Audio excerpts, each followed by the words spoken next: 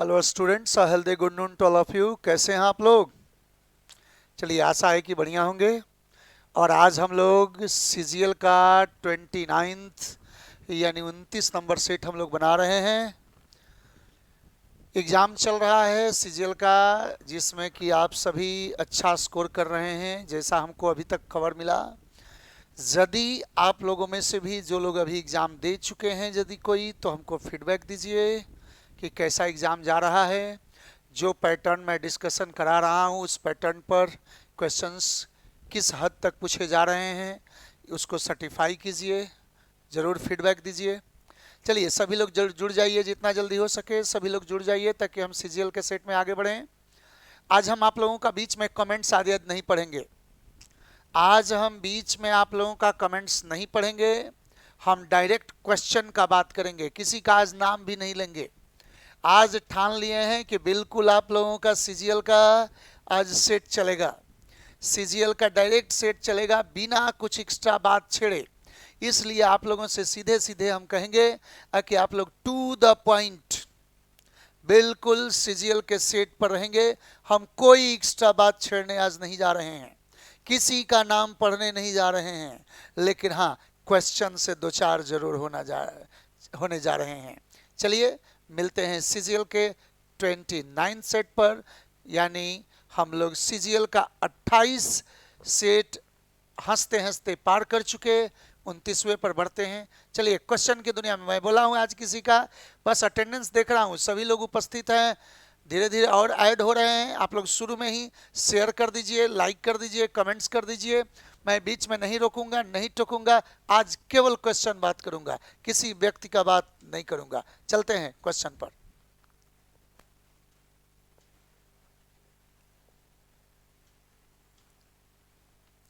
देखिए, पहला क्वेश्चन जो है वो हमारा फिलर का क्वेश्चन है।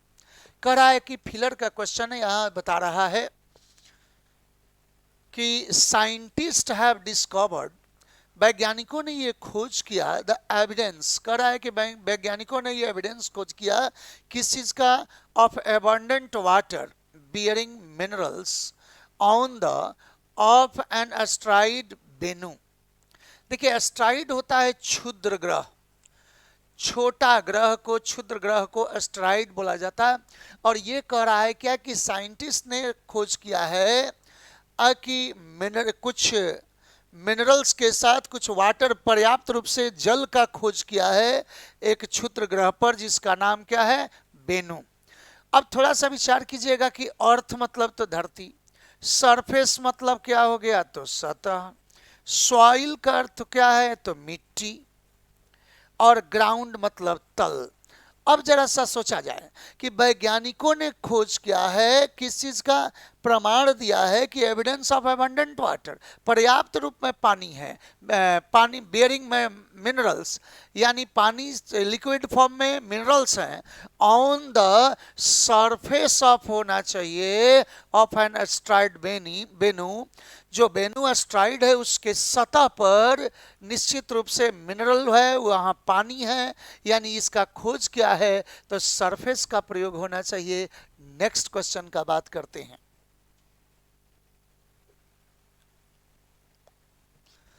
आगे ध्यान दिया जाए, कह रहा है क्या कि इंप्रूवमेंट का क्वेश्चन है, हम लोग कैसे इंप्रूवमेंट बनाएंगे, थोड़ा सा विचार कीजिएगा। आशा है कि आप सभी आज के क्वेश्चन को जरूर लाइक करेंगे, क्योंकि क्वेश्चन को थोड़ा मैं रीसफल और किया हूं और इसमें कॉम्प्लिकेशन का लेवल बढ़ा दिया हूं।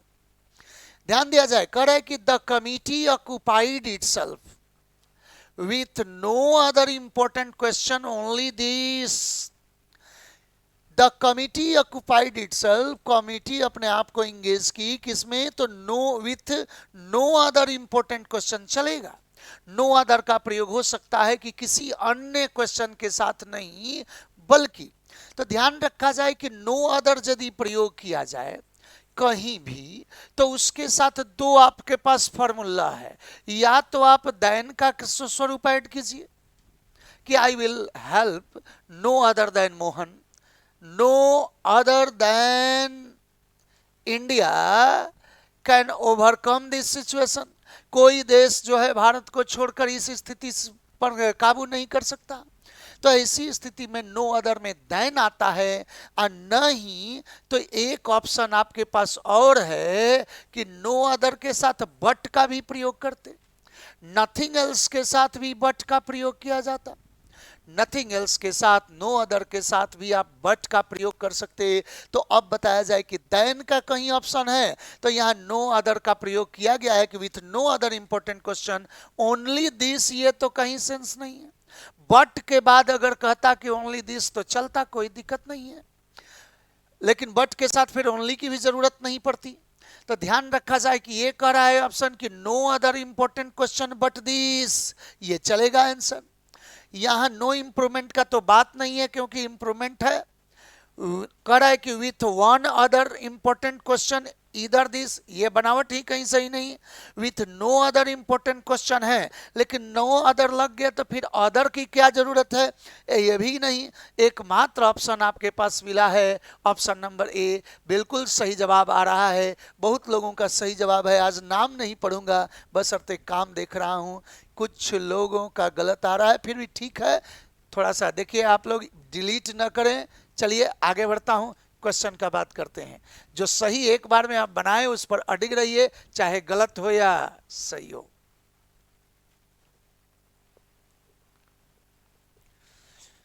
थोड़ा सा विचार कीजिएगा, एरर पार्ट चुनना है। बढ़ते हैं एरर की दुनिया में। करा है कि many of the MPs, MP लोगों में से कई सारे, कोई दिक्कत नहीं है, मेनी ऑफ द एमपीज हो सकता है, absented from parliament when some issues of highest national importance were to be discussed। करा है कि एमपी लोगों में से कई लोग यानी कई एमपी पार्लियामेंट से एब्सेंट हो गए जब राष्ट्रहित में एक बहुत बड़ा मुद्दा डिस्कस होने को था, उस वक्त वो एब्सेंट हो गए। थोड़ा सा एक बात विचार कीजिए, मेनी ऑफ द एमपीज तो सही है, लेकिन एब्सेंटेड का प्रयोग यहां गलत हो गया। ध्यान रखा जाए कि कुछ सर्टेन वर्ड्स हैं, सर्टेन वर्ब्स हैं जो अपने फॉर्म में खुद अपने आप में सेंस फिनाइट का भी रखते और नॉन फिनाइट का भी रखते।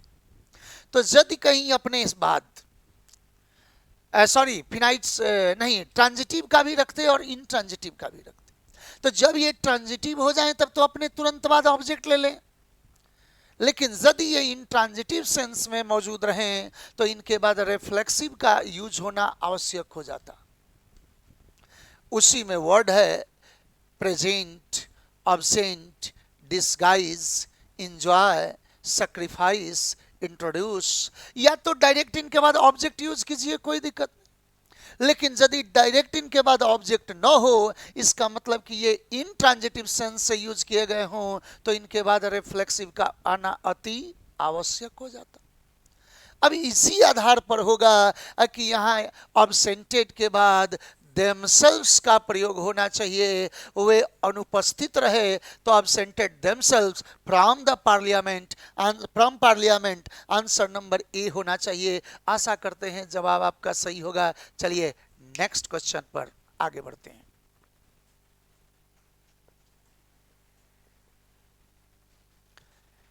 आगे बात कर रहे हैं कि fill in the blank with a suitable alternative. सही वर्ड हमारा भरना है।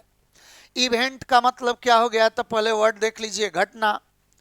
फेस्टिविटी का अर्थ क्या होता है, तो उत्सव या आनंद हो गया फेस्टिविटी। तो अब बताया जाए कि यहां फेस्टिवल से वर्ड आ गया तो उत्सव या आनंद कहिए। आगे ओकेजन का मतलब क्या है बाबू, तो अवसर, सुअवसर। प्रोजेक्ट मतलब योजना। अब आगे बढ़ता हूं।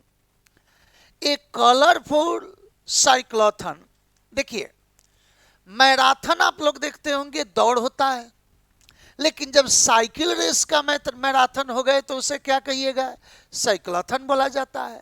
एक तरह से आप कहिएगा cycle race, cycle race.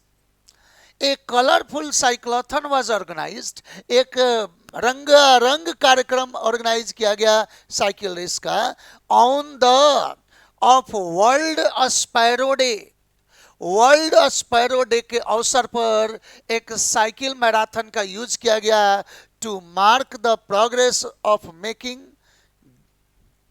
Ganjam the first sparrow friendly district on Orissa.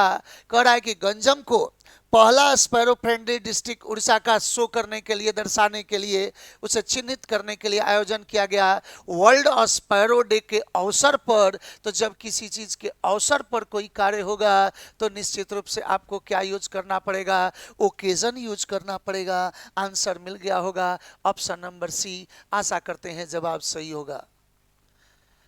हाँ सही है, इस पर तो बहुत अच्छा जवाब आप लोग दे रहे हैं। लगभग सभी लोगों का ओकेजन सही है। चलिए नेक्स्ट आगे बढ़ते हैं। मैं बोला हूं कि आज नाम नहीं लूंगा, बशर्ते काम देखिए।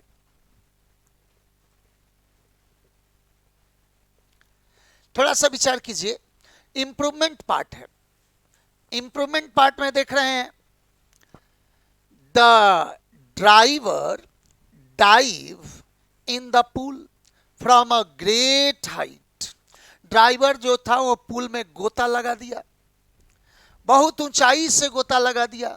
अब एक बात बता दिया जाए कि ये एक कभी का इवेंट हो रहा है। इवेंट हो रहा है तो डाइव V1 है, उसका V2 जो होता है वो डाइव्ड होता है, V3 भी डाइव्ड होता है। अब आपको एक बात बताते हैं कि यदि कहीं ड्राइवर गोता लगाया, घटना हुई कहीं की, तो ये पास्ट का एक इवेंट होगा। पास्ट का इवेंट होगा तो क्या होना चाहिए? पास्ट इंडेफिनिट में जाना चाहिए। पास्ट इंडेफिनिट में जाएगा तो क्या होना चाहिए? डाइव्ड होगा। और दूसरी बात कि डाइव्ड जब ही होगा तो याद रखा जाए कि कहीं यदि गति से किसी दायरे में प्रवेश करेंगे, चाहे नदी के दायरे में या कहीं भी, तो गति से प्रवेश करने के लिए इनटू का प्रयोग होता। वह रूम में बैठा है, he is sitting in the room, लेकिन वह रूम में अंदर आ रहा है, he is coming into the room. Same condition यहां भी अप्लाई होता। यहां पर भी कहेंगे कि द डाइवर, सॉरी ड्राइवर नहीं है, द डाइवर मतलब गोताखोर। यहाँ गोताखोर जो है वो पुल से छलांग लगा दिया, डाइव लगा दिया, तो डाइव्ड होना चाहिए। ये ड्राइवर नहीं, डाइवर है, गोताखोर सेंस में है, तो डाइव्ड होना चाहिए। Dived into the pool. Answer कौन सा होना चाहिए? एट द पुल तो नहीं होगा, टू द पुल नहीं, आंसर नंबर डी होना चाहिए। आशा करते हैं कॉन्सेप्ट क्लियर होगा। Topic number next. इस क्वेश्चन में आप लोग दुविधा में पड़े हैं, कुछ लोग टू अलग कह रहे हैं, लेकिन बेहतर है इनटू होना चाहिए। आगे बढ़ता हूं। देखा जाए, थोड़ा सा विचार कीजिए। सिमिलर वर्ड का बात कर रहा है, सिनोनिम्स का बात कर रहा है। सिनोनिम्स का बात कर रहा है तो हमको चुनना है इनइलेक्टेबल वर्ड है। इनइलेक्टेबल वर्ड का अर्थ होता है जिसे टाला न जा सके, टाला न जा सके, जिसे हटाया या मिटाया न जा सके। अब थोड़ा सा विचार कीजिएगा, जिसे टाला न जा सके, जिसे हटाया या मिटाया न जा सके, साफ साफ कहें अनिवार्य के रूप में भी आप इसको वर्ड याद कर सकते हैं। अनिवार्य कर सकते हैं, कंपलसरी के सेंस में यूज कर सकते हैं। अच्छा अब देखिए कि कांकरेबल वर्ड है। कांकर का अर्थ होता है जीत लेना, हस्तगत करना, काबू करना। अब उसी से कांकर से कंकरेबल हो गया, मतलब सेंस है जीतने योग्य, जिसे जीता जा सके, जिसे जीता जा सके। इरिमूवेबल, ध्यान दिया जाए, रिमूव का अर्थ होता है हटाना, इरिमूवेबल का अर्थ हो गया जिसे हटाया ना जा सके। ये रिमूव का एंटो हो गया, उल्टा हो गया। तो अब बताया जाए कि हो गया इरिमूवेबल, जिसे हटाया या टाला ना जा सके, जिसे मिटाया न जा सके। बात तो भी हो सकता है, रिमूव मतलब मिटाना। अचीवेबल अचीव का अर्थ होता है हासिल करना, प्राप्त करना, और उसी में अचीवेबल हो गया तो प्राप्त करने योग्य, तो बिल्कुल ये भी सही हो जाएगा।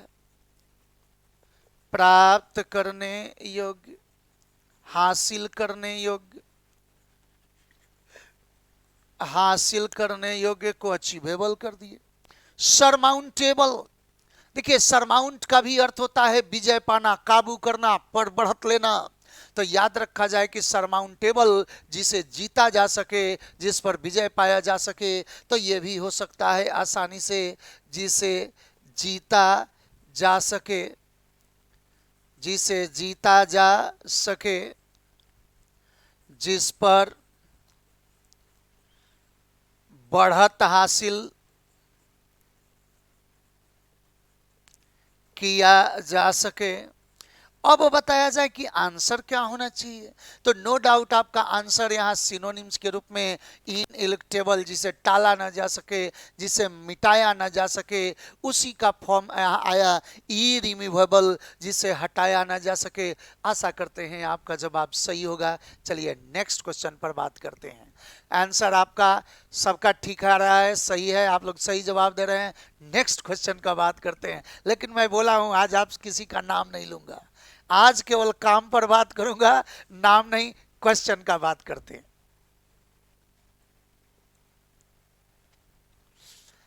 चलिए ऑब्जेक्ट मीनिंग पर बात करते हैं, थोड़ा सा विचारिएगा।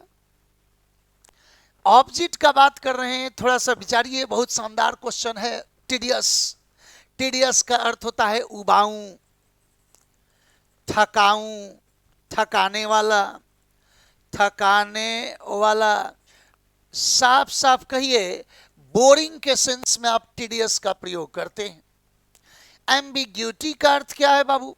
अस्पष्टता, अनेकार्थी, ऐसा चीज जो कि स्पष्ट सेंस न दे, अनेक अर्थों में यूज किया जाता, वो कौन है? एम्बिग्यूटी। तो ये अस्पष्टता का सेंस दें, अनेकार्थी का सेंस दीजिए।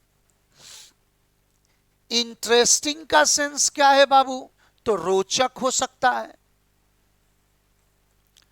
रोचक के सेंस में यूज किया जाता, मनमोहक के सेंस में यूज करते हैं। इंसिडेंटल, देखिए इंसिडेंस का तो अर्थ होता है घटना, उसी से इंसिडेंटल वर्ड हो गया।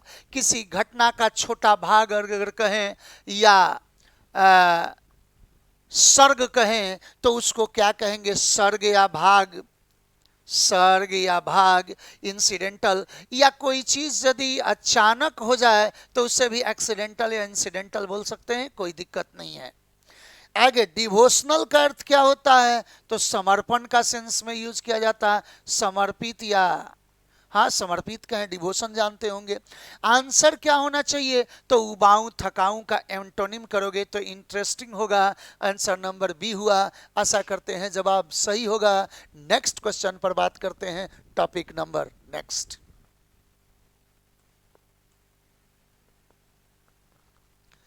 देखिए फाइंड एरर का रहा है कि एरर चुनिए, थोड़ा सा विचार कीजिए। Every man and women of the village, गांव का हर पुरुष और स्त्री, यदि कोई दो नाउन डिस्ट्रीब्यूटिव एडजेक्टिव से ऐड हो जाए या डिस्ट्रीब्यूटिव से कोई भी दो पार्ट ऐड हो, तो याद रखा जाए कि वो distributive each, every, either, neither से एंड होने के बावजूद उसका स्वरूप सिंगुलर माना जाता, वर्ब भी सिंगुलर दिया जाता। अब यही कर रहा है कि every man and women of the village has come, सही है, सिंगुलर है, वर्ब सिंगुलर लिया। वो आए हैं क्या? Come out to see this strange child, इस विचित्र बच्चे को देखने के लिए वो बाहर आए हैं। गांव का हर पुरुष और स्त्री बाहर आया। अब इस स्ट्रेंज चाइल्ड के लिए फिर हु का प्रयोग किया गया। अब यही धोखा हो गया कि claim to know everything about his prenatal existence, वो अपने पूर्व जन्म में क्या था ये हर चीज वो जानता है। यह देखने के लिए, उस बच्चे को देखने के लिए गांव का हर प्राणी बाहर आया। अब एक बात बताया जाए कि वहां this strange child, a child के लिए हु रिलेटिव आया तो रिलेटिव प्रोनाउन अपना वर्ब अपने प्रीसीडिंग नाउन के अनुसार प्रोनाउन के अनुसार मतलब अपने एंटीसीडेंट के आधार पर वर्ब लेता। जब एंटीसीडेंट के आधार पर वर्ब लेगा तो चाइल्ड के आधार पर जब वर्ब आया तो क्लेम नहीं क्लेम्स होना चाहिए। आशा करते हैं जवाब मिल गया, सी आपका जवाब मिला। कॉन्सेप्ट क्लियर है। नेक्स्ट बात करते हैं topic number next. No naming for today and no comments for today, only solutions I am going to give you. You have to learn, you have to study. I cannot say that you have to study seriously, but you have to study deeply. Please listen, please learn, please study, please watch the video and gain something. Next. Incorrectly spelled चुनना है, थोड़ा सा विचार कीजिए। Pleasant का अर्थ क्या होता है बाबू? तो सुखद, कोई दिक्कत नहीं। सुखद कहें आनंददायी कहें तो कोई दिक्कत नहीं। अब प्लेजेंट का यहां स्पेलिंग गलत नहीं है, सुखद है, आनंददायी है, बिल्कुल सही है। मैक्सिमम मतलब क्या हो गया? ज्यादा, अत्यधिक के सेंस में यूज किया जाता है। ध्यान रखा जाए अत्यधिक के रूप में यूज करते हैं। अच्छा, ह्यूमरस वर्ड है बाबू। ह्यूमर का सेंस है मजाक, उसी से बना ह्यूमरस, लेकिन स्पेलिंग गलती हो गया क्योंकि ह्यूमर का स्पेलिंग होता HOMOUR और उसी से OUS जोड़ दिए ह्यूमरस, जिसका अर्थ हो जाता है मजाकिया, मनोरंजक। अब आगे देखिएगा, इंफीरियर का अर्थ क्या होता है? दोयम दर्जे का। दोयम दर्जे का कहें या हाँ सेंस कहिए, जूनियर के सेंस में यूज करते हैं तो ये दोयम दर्जे का हुआ। दोयम दर्जे का, सुपीरियर का उल्टा इंफीरियर मान सकते हो। अब बोलिए आंसर क्या होना चाहिए? तो आंसर हमारा सीधा सीधा एक ये ऐसा आया जिसमें दाग लग गया, आंसर नंबर सी होना चाहिए। नेक्स्ट क्वेश्चन पर बात करते हैं।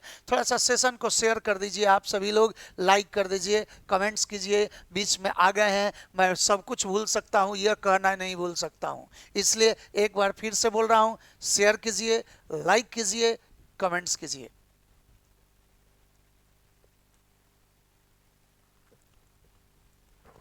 चलिए आगे बढ़ता हूं। ऑपोजिट मीनिंग देखना है, एंटोनिम लिखना है। ध्यान दें, थोड़ा सा विचार कीजिए। मलाइज वर्ड है। मलाइज का अर्थ क्या होता है? तो बिल्कुल बीमार, हैरान, थकान के सेंस में यूज किया जाता है। आपको बता देते हैं यहां पर और भी सेंस हो सकता है। बेचैनी हो सकती है, नाखुशी हो सकती है, कई सेंस में आप यूज कर सकते हैं। आप इसको बेचैनी, हैरान, हाँ थकान भी बोल सकते हैं, चिड़चिड़ा भी बोल सकते हैं। अब थोड़ा सा विचार कीजिए, डिस्पेयर का अर्थ क्या है बाबू? तो डिस्पेयर मतलब भी हताशा, निराशा, थकान, चलेगा। सिकनेस का सेंस भी क्या है? तो बीमारी। हेल्दी का मतलब क्या है? तो स्वस्थ। और यहां पर हम क्या बोल रहे हैं? इनर्वेशन भी होता है, अस्वस्थ। अस्वस्थ के सेंस में कहें, इसको भी आप आलस बोल सकते हैं। इसका दायरा आप कई सेंस में दिखा सकते हैं। थकान, दुर्बलता, अस्वस्थता, सब सेंस में आ सकता है। अब चलिए आगे बढ़ता हूं। दुर्बल भी आप बोल सकते हैं, अस्वस्थ, दुर्बल। चलिए नेक्स्ट। अब सेंस पर जरा सा विचार कीजिएगा। सेंस पर जो विचार कर रहे हैं उस पर देखें।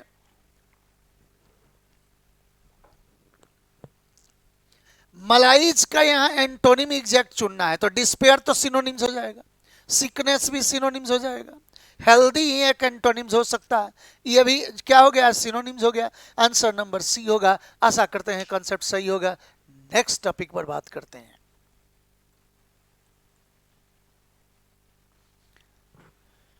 थोड़ा सा विचार कीजिएगा।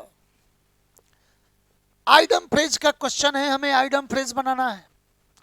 ब्रो के लेंस विथ फ्रेज है, दलील देना, किसी के विपक्ष में अपना बात रखना, विरोध में बात करना, तो ये विरोध करने के सेंस में आएगा।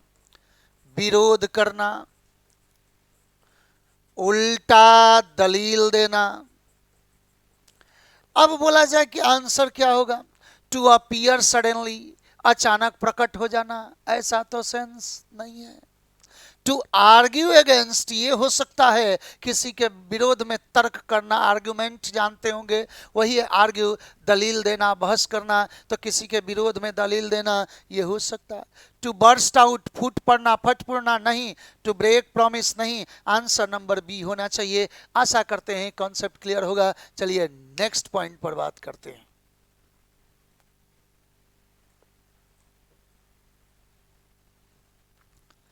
थोड़ा सा विचारिएगा, OWS का क्वेश्चन आ गया है, one word substitution. A short journey for pleasure, आनंद के लिए एक छोटी यात्रा पर यदि कोई जाए तो उस यात्रा को क्या कहा जाए? थोड़ा सा विचारिएगा। हॉलीडे का मतलब क्या है? तो हॉलीडे का अर्थ छुट्टी है, आप लोग जानते होंगे, हमेशा इंतजार में आप लोग रहते हैं। और स्ट्रॉल का अर्थ होता है चहलकदमी। हाँ, ध्यान रखा जाए, आप यदि पैदल चल रहे हैं थोड़ा इंजॉयमेंट के दौर में, तो ऐसी स्थिति को स्ट्रॉलिंग बोला जाता है, स्ट्रॉल करते हैं। एक्सकर्शन का अर्थ होता है सैर सपाटा। ये छोटी यात्रा पर जाने का सेंस हो सकता है, सैर पर जाना, सैर सपाटा करना। और स्नाइपर कौन होते हैं? तो छुप कर जो आघात करता है, जो छुप कर गोली चलाता है, उसे स्नाइपर कहा जाता है। याद रखा जाए कि स्नाइपर शूटर भी होते हैं, जो फिल्मों में दिखाता है, छुप कर हमला करने वाला,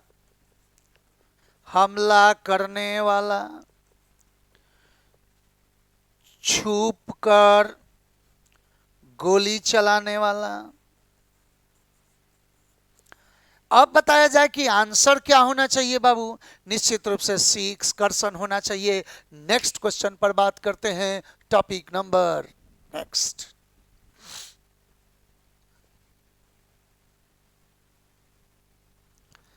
इनकरेक्टली स्पेल्ट है, थोड़ा सा विचार कीजिएगा। करेक्टली नहीं बोल रहा हूं, इनकरेक्टली। मेंटरिंग वर्ड है। अब मेंटोर का अर्थ स्पेलिंग TER नहीं, TOR होता है मेंटोर। अब उसी से मेंटरिंग हो गया है, तो ध्यान रखा जाए, मेंटर होता है गाइड करना, किसी को गाइडेंस देना, वो मेंटर होता है। सलाहकार भी होता है मेंटर। अब बताया जाए कि उससे मेंटरिंग वर्ड आ गया, तो TE नहीं, TO होना चाहिए। अच्छा, बिगिनिंग का ये सही है, शुरुआत, कोई दिक्कत नहीं है। चैलेंज वर्ड है, चुनौती देना, उसी से चैलेंजिंग वर्ड आ गया। चुनौतीपूर्ण के सेंस में यूज किए, ये गलती नहीं है, चुनौतीपूर्ण। इनवाइट का अर्थ होता है किसी को इनवाइट करना, या ये कहिए आमंत्रित करना, तो उसमें कोई दिक्कत नहीं है। आगे बढ़ता हूं, नेक्स्ट बात कर रहे हैं। बोलिए आंसर क्या होना चाहिए? तो ए होना चाहिए, कोई दिक्कत नहीं। नेक्स्ट, थोड़ा सा विचार कीजिएगा, यहां पर सिमिलर वर्ड है, न्यूगेटरी वर्ड है। न्यूगेटरी का अर्थ होता है बिल्कुल महत्व न होना किसी चीज का, यानी महत्वहीन कहें, बेकार के सेंस में बात करें, आप बेकार कहिए, महत्वहीन कहिए, कोई दिक्कत नहीं। फ्यूटाइल का भी अर्थ हो गया है तुच्छ, तुच्छ हो गया, बेकार हो गया, चलेगा। रैप्चर का अर्थ होता है आनंद, खुशी, प्रसन्नता। एक फ्रेज भी इससे बनता है, रैप्चर सोभर, इन रैप्चर सोभर, अति प्रसन्न होना, अति खुश होना। और याद रखिएगा, जहां भी प्रेपोजिशन की बात आएगी, रैप्चर्स के साथ ओभर ही ऐड किया जाएगा, क्योंकि ये फ्रेजल हो गया। याद रखा जाए, ये आनंदित के सेंस में यूज हुआ, उत्साहित के सेंस में यूज हुआ, प्रसन्न के सेंस में यूज हुआ। आगे रफ, कर्कश, सख्त। टार्डी का मतलब क्या है? तो सुस्त, धीमा। बोलिए आंसर कौन सा होना चाहिए? तो ये न्यूगेटरी का सिनोनिम्स फ्यूटाइल होना चाहिए। आशा करते हैं कॉन्सेप्ट क्लियर होगा। चलिए नेक्स्ट क्वेश्चन का बात कर रहे हैं। आज का क्लास कुछ अलग तरह का क्लास है। आप लोगों का आशा है कि बिल्कुल केवल आंसर मिल रहा होगा और बनाने में मजा आ रहा होगा। No comments, no chatting, no naming, only that is the question and answer.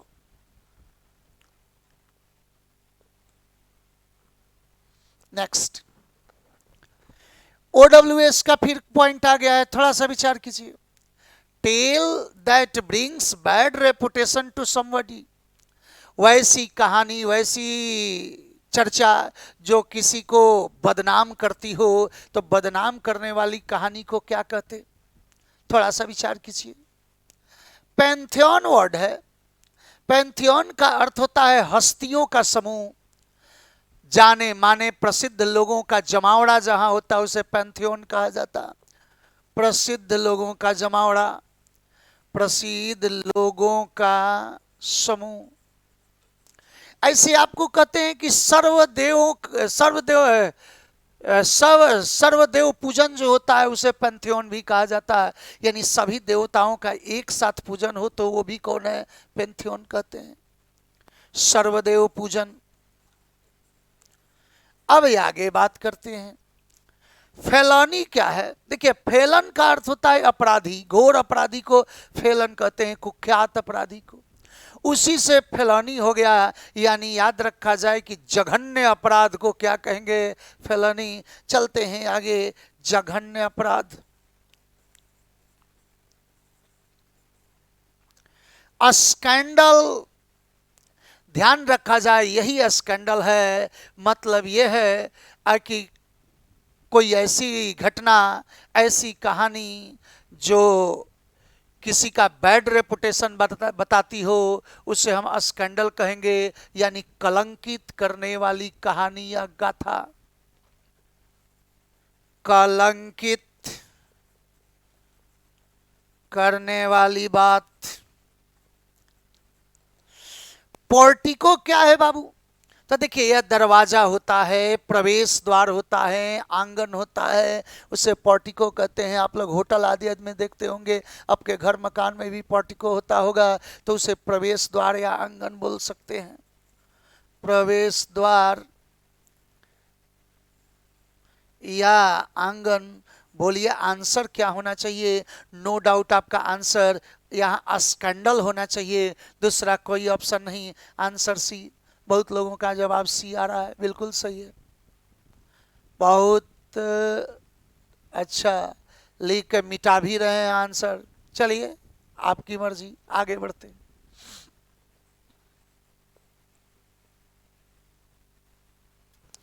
देखा जाए नरेशन का पॉइंट है, डायरेक्ट इनडायरेक्ट क्वेश्चन की बात कर रहे हैं। द डीजे सेड, डीजे ने कहा, the audience is enjoying the new music that I created just for this show. The DJ said that the audience, तो audience plural है, the audience is enjoying। ध्यान रखा जाए कि यहाँ is नहीं होता है, the audience singular plural दोनों है, सही है। is enjoying the new music that I created for this show। देखते हैं आगे। The audience said that, the DJ said that audience are, नहीं होगा। ऑडियंस इज, नहीं होगा। The DJ said that the audience was enjoying the music that he had created for this show. This show छोड़ दिया, गलती है। ऑडियंस का सिंगुलर भी ऑडियंस, प्लूरल भी ऑडियंस, लेकिन डीजे वाला जब ऑडियंस का बात करेगा तो वो प्लूरल बेहतर होना चाहिए। तो होगा कि the DJ said that the audience were enjoying the music that he had created just for that show. Answer सही है, आंसर नंबर डी होना चाहिए, क्योंकि दिस को नरेशन में दैट में बदलना ही पड़ेगा। Topic number next. Question number next का बात करते हैं। देखिए रीअरेंजमेंट ऑफ सेंटेंस है, थोड़ा सा विचार कीजिएगा। कह रहा है कि these features clearly bring out, सोचिए, these features clearly bring out the nature of Indian bill of rights. ये सब जो फीचर्स हैं वो साफ साफ बयां कर रहे हैं कि जो कर रहे हैं कि भारतीय जो बिल ऑफ राइट्स हैं इनके क्या क्या इसके क्या नेचर हैं, मतलब इसमें क्या क्वालिटी है। तो दीज फीचर्स, ये फीचर्स, कौन से फीचर्स, पहले से चर्चा करोगे तब ना फीचर्स होगा, इसका मतलब कि ये स्टार्टर होने वाला। The Constitution grants and guarantees fundamental rights and freedom to all the people of India and constitute a vital pillar of Indian democracy. ध्यान रखा जाए, करे कि द कॉन्स्टिट्यूशन ग्रांट्स, हमारा संविधान जो है वो हमें मुहैया कराता है, एंड गारंटीज, और सुनिश्चित करता है क्या, फंडामेंटल राइट्स, हमारे मौलिक अधिकार को सुनिश्चित करता है और आज़ादी को सुनिश्चित करता है, to all the people of India, सभी भारतीय के लिए, and constitute a vital pillar of Indian democracy, और भारत के डेमोक्रेसी में एक बड़ा रोल अदा करता। अब आगे देखते हैं, ये शुरुआत में हो सकता है परंतु आगे बढ़ते हैं। No law can violate the fundamental rights of the people of India, कोई भी कानून जो है वो भारत के लोगों के मौलिक अधिकार का हनन नहीं कर सकता। चलिए आगे बढ़ते हैं। The fundamental rights incorporated in the constitution stand at a higher pedestal than ordinary laws. ध्यान दें, कह रहा है कि जो फंडामेंटल राइट्स हैं जो हमारे संविधान में दर्शाए गए वो सबसे ऊपर माने जाते किसी भी कानून से हमारे भारतीय संविधान में, and the directive principles of the state policy, और किसी भी राज्य की नीति में सबसे मूल चीज, प्रथम प्राथमिकता देने के लिए फंडामेंटल राइट्स को ही सहारा लिया जाता। अब देखिए यही इंट्रोडक्शन हुआ मूल रूप से कि फंडामेंटल राइट्स जो हमारे संविधान में ऑलरेडी इनकॉर्पोरेटेड है, दर्शाए गए हैं, वो किसी भी अन्य कानून के तुलना में ज्यादा प्रभावी है। कोई भी कानून फंडामेंटल राइट्स को तोड़ नहीं सकता, यानी एस का एक्सप्लेनेशन आर में निकला। इसके बाद अब आगे कहेंगे क्या, तो थोड़ा सा ध्यान दीजिए, कोई भी कानून उसको तोड़ नहीं सकता। यही इसका जो फीचर है वो भारतीय के बिल ऑफ राइट्स को के क्वालिटी को दर्शाता है। अब यहाँ पर हमारा कॉन्स्टिट्यूशन ग्रांट करता है, गारंटी देता है हमारे मौलिक अधिकार को, आज़ादी को। तो बोलिए एसआरपी, एसआरपी का सेंस कहाँ गया, तो ये एसपीआर है, नहीं होना चाहिए। एसआर का कॉम्बिनेशन एकमात्र यहाँ है, आंसर नंबर डी होना चाहिए। नेक्स्ट क्वेश्चन पर बात करते हैं।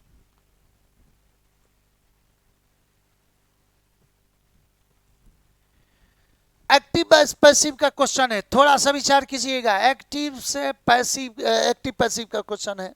She needs to clean the floor right now, जरूरत है कि वो फ्लोर साफ करे अभी।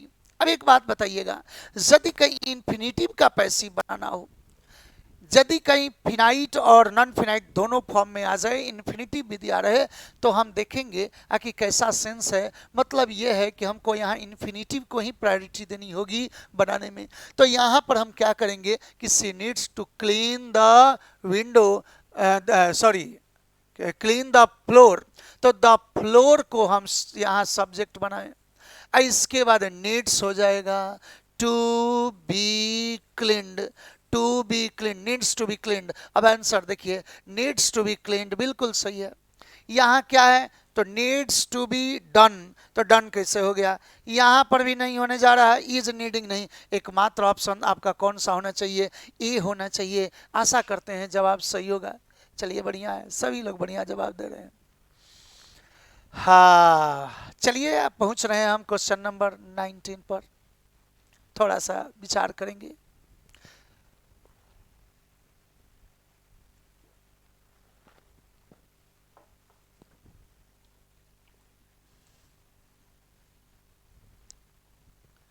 देखिए ब्रोक रीड, ब्रोक रीड कहिए या ब्रोकन रीड कहिए, दोनों होता है। ध्यान रखा जाए, वह व्यक्ति वह व्यक्ति या वह मदद जिसका आशा किए थे लेकिन वो मददगार नहीं हुआ। मतलब ये कहिए कि धोखेबाज मदद कहिए इसको, या ये कहिए कि कोई व्यक्ति, हाँ धोखेबाज ही बोल सकते हैं उसे, आप धोखेबाज बोल सकते हैं, धोखेबाज बोल सकते हैं। मदद से पलटने वाला, पलटने वाला। अब बताया जाए आंसर क्या होगा, तो यहां पर स्टिफनेस हो गया। स्टिफ का मतलब होता है कड़ा, सख्त, उसी से स्टिफनेस हो गया। तो आप यदि सख्ती का बात करेंगे तो चलेगा। टू ब्रेक ट्रस्ट, विश्वास तोड़ना, ऐसा तो डायरेक्ट सेंस नहीं है लेकिन फिर भी आ सकता है। देखते हैं आगे। सपोर्ट दैट फेल, मूल रूप से ये आंसर होना चाहिए। टू ब्रेक पीस, शांति भंग करना नहीं। आंसर कौन सा होगा, सी होना चाहिए। नेक्स्ट क्वेश्चन पर बात करते हैं।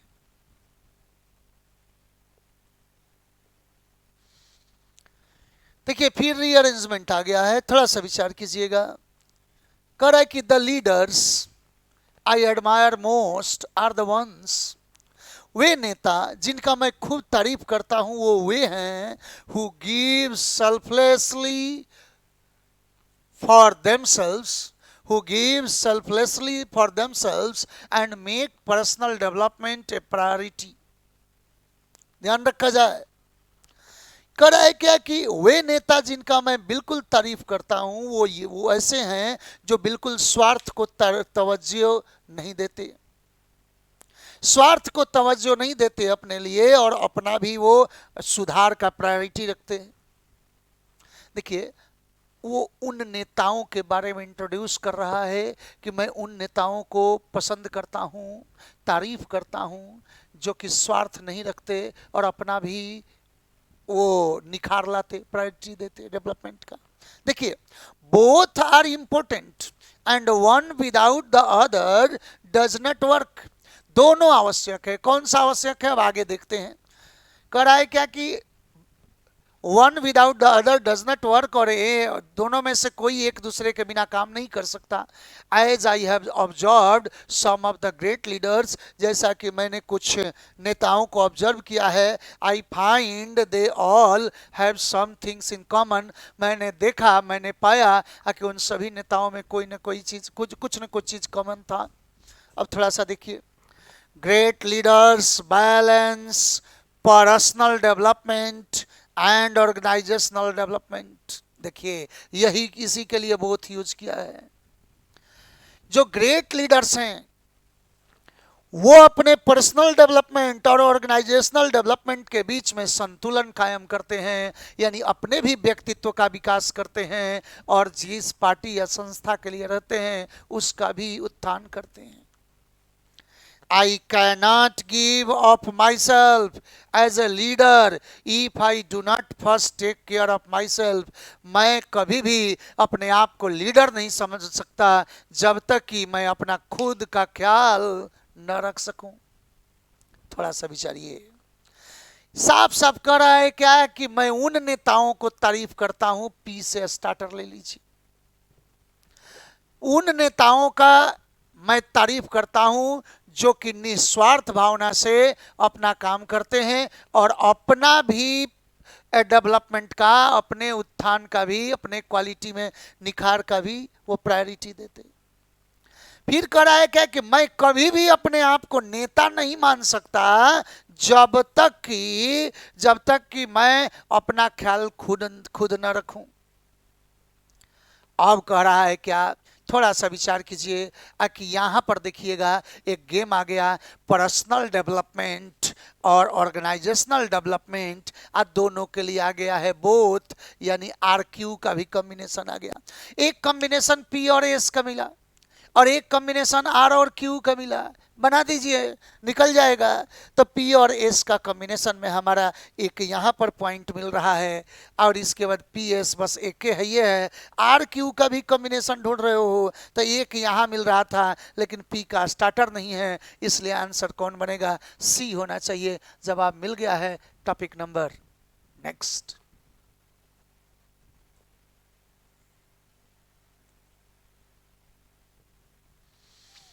चलिए क्वेश्चन की दुनिया में आते हैं।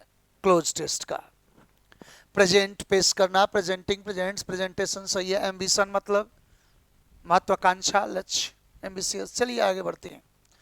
The climate question a leapfrog era for India's development paradigm. कह रहा है क्या कि द क्लाइमेट क्वेश्चन, क्लाइमेट के जलवायु का जहां बात आता है वो हमें क्या करता है, तो लीपफ्रॉग एरा फॉर, वो लीपफ्रॉग एरा, मेढक चाल या मेढक कूद समझते होंगे लीपफ्रॉग, लेकिन यहां सेंस हो गया है छलांग। वहां उस तरफ हमें प्रेजेंट करता है, यानी वो दायरा दर्शाता है, तो यहां पर प्रेजेंट होना चाहिए। प्रेजेंट इंडेफिनिट में आया है। Leapfrog era for India's development, Bharat के डेवलपमेंट में एक लंबी छलांग के बारे में वो दर्शाता है। Already the country has chalked out, chalk out का अर्थ होता है खाका खींचना। पहले ही हमारा देश ने खाका खींच दिया है। क्या? An policy of renewable energy. The country has chalked out an policy. Policy क्या है? तो नाउन है। नाउन के पहले क्या यूज करोगे? एडजेक्टिव यूज करोगे। तो एम्बिशन नाउन हो गया, ये नहीं होगा। ये एडवर्ब हो गया, नहीं हो गया। ये भी एडजेक्टिव है, लेकिन यहाँ पर एम्बिशन लेस ने तो नहीं होगा। तो ये एम्बिशियस पॉलिसी होना चाहिए, आंसर डी होना चाहिए। एक महत्वाकांक्षी नीति बनाई है हमारे देश ने रिन्यूएबल एनर्जी पर, hoping to generate a massive 175 gigawatts of power।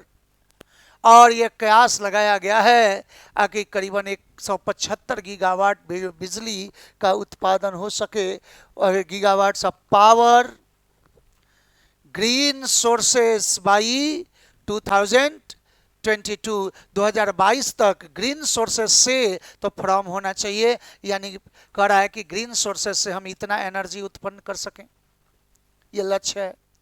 This has to B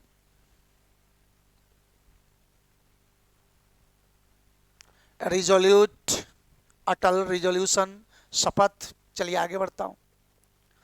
कह रहा है क्या कि this has to be pursued, इसे सख्ती से बिल्कुल हासिल किया जाना चाहिए। तो एक बात बताइए कि बी है अ प्लस भी 3 पैसिव का सेंस है, मतलब कि वर्ब का यदि क्वालिफाई करना हो वर्ब को तो एडवर्ब का प्रयोग होना चाहिए। तो क्या होना चाहिए? रिजोल्यूटली होना चाहिए। तभी तो हम वर्ब को क्वालिफाई किया। यहाँ पर परस्यूड वर्ब है, तो यहाँ रिजोल्यूटली का प्रयोग होना चाहिए। निश्चित रूप से उसे हासिल किया जाना चाहिए। फिर बात कर रहा है क्या कि breaking down the barriers to wider, और जो कि सारा दायरा तोड़ दे, टू वाइडर ऑफ रूफटॉप। देखिए वाइडर है, एडजेक्टिव के रूप में है, तो आगे नाउन होना चाहिए। तो नाउन एडॉप्ट तो वर्ब है, अपनाना, ये भी 4 हो गया। एडॉप्टर भी नहीं, एडॉप्शन होना चाहिए, जिसे हम व्यापक रेंज तक एडॉप्ट कर सके, उसके स्वीकृति हो। तो यहाँ वाइडर एडॉप्शन ऑफ होना चाहिए, नाउन के रूप में एडॉप्शन होगा। आशा करते हैं कि पूरा सेट आपको समझ में आया होगा। आज कोई कमेंट्स नहीं, लास्ट में भी नहीं पढ़ूंगा, बशर्ते आप सभी को बेस्ट ऑफ लक कहूँगा। एग्जाम्स के लिए लगे रहिए। Thank you, best of luck. मिलते हैं नेक्स्ट क्लास में।